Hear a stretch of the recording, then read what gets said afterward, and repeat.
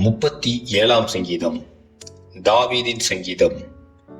பொல்லாதவர்களை குறித்து எரிச்சல் அடையாதே, நியாயக்கேடு செய்கிறவர்கள் மேல் பொறாமை கொள்ளாதே. அவர்கள் புல்லை போல் சீக்கிரமாய் அறுப்புண்டு பசும் பூண்டை போல் வாடி போவார்கள்.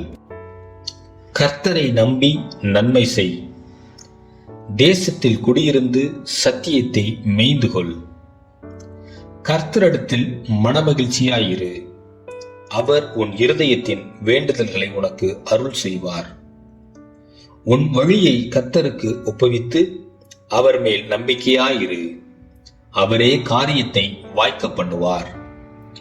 உன் நீதியை வெளிச்சத்தைப் போலவும் உன் நியாயத்தை பட்ட பகலைப் போலவும் விளங்க பண்ணுவார். கர்த்தரை நோக்கி அமர்ந்து அவருக்கு காத்திரு. காரிய சித்தியுள்ளவன் மேலும் தீவினைகளை செய்கிற மனுஷன் மேலும் எரிச்சலாகாதே. கோபத்தை நெகிழ்ந்து உக்கிரத்தை விட்டுவிடு. பொல்லாப்பு செய்ய ஏதுவான எரிச்சல் உனக்கு வேண்டாம். பொல்லாதவர்கள் அறுப்புண்டு போவார்கள், கர்த்தருக்கு காத்திருக்கிறவர்களோ பூமியை சுதந்திரித்துக் கொள்வார்கள். இன்னும் கொஞ்ச நேரம்தான், அப்போது துன்மார்க்கன் இரான். அவன் ஸ்தானத்தை உற்று விசாரித்தாயானால் அவன் இல்லை. சாந்த குணமுள்ளவர்கள் பூமியை சுதந்திரித்து மிகுந்த சமாதானத்தினால் மனமகிழ்ச்சியாயிருப்பார்கள்.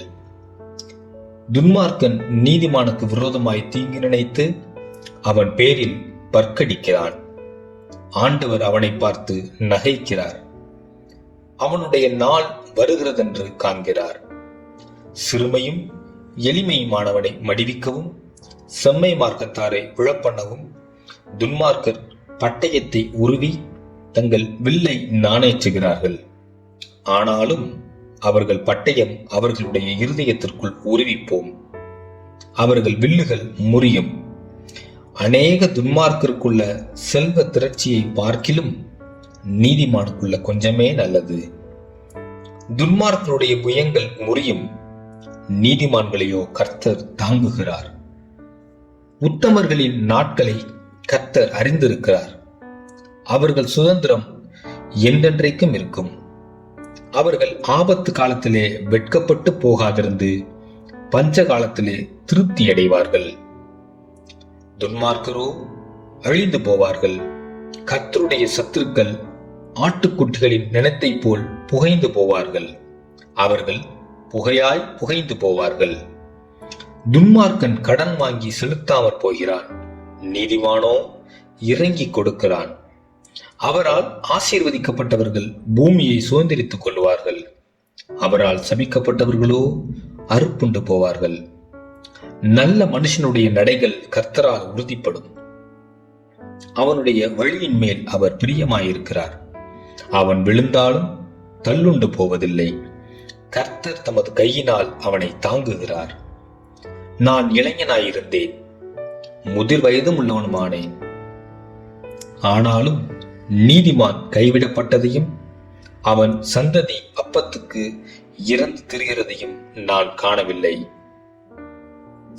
அவன் நித்தம் இறங்கி கடன் கொடுக்கிறான், அவன் சந்ததி ஆசீர்வதிக்கப்படும். தீமையை விட்டு விலகி நன்மை செய், என்றென்றைக்கும் நிலைத்திருப்பாய். கர்த்தர் நியாயத்தை விரும்புகிறவர், அவர் தமது பரிசுத்தவான்களை கைவிடுகிறதில்லை. அவர்கள் என்றைக்கும் காக்கப்படுவார்கள். துன்மார்க்கருடைய சந்ததியோ அறுப்புண்டு போம். நீதிமான்கள் பூமியை சுதந்திரித்துக் கொண்டு என்றைக்கும் அதிலே வாசமாயிருப்பார்கள். நீதிமானுடைய வாய் ஞானத்தை உரைத்து அவனுடைய நாவு நியாயத்தை பேசும். அவனுடைய தேவன் அருளிய வேதம் அவன் இருதயத்தில் இருக்கிறது, அவன் நடைகளில் ஒன்றும் பிசகுவதில்லை. துன்மார்க்கன் நீதிமான் மேல் கண் வைத்து அவனை கொல்ல வகை தேடுகிறான், கர்த்தரோ அவனை இவன் கையில் விடுவதில்லை. அவன் நியாயம் விசாரிக்கப்படுகையில் அவனை ஆக்கினைக்குள்ளாக தீர்ப்பதும் இல்லை. நீ கர்த்தருக்கு காத்திருந்து அவருடைய வழியை கைக்கொள், அப்பொழுது நீ பூமியை சுதந்திரித்துக் கொள்வதற்கு அவர் உன்னை உயர்த்துவார். துன்மார்க்கர் அறுப்புண்டு போவதை நீ காண்பாய். கொடிய பலவந்தனான ஒரு துன்மார்க்கனை கண்டேன், அவன் தனக்கேற்ற நிலத்தில் முளைத்திருக்கிற பச்சை மரத்தைப் போல் தழைத்தவனாயிருந்தான். ஆனாலும் அவன் ஒழிந்து போனான். பாருங்கள், அவன் இல்லை. அவனை தேடினேன், அவன் காணப்படவில்லை.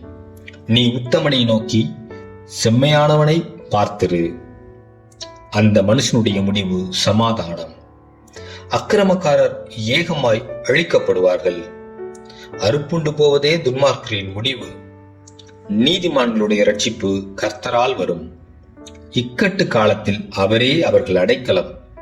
கர்த்தர் அவர்களுக்கு உதவி செய்து அவர்களை விடுவிப்பார். அவர்கள் அவரை நம்பியிருக்கிறபடியால் அவர்களை துன்மார்க்கருடைய கைக்கு தப்புவித்து ரட்சிப்பார்.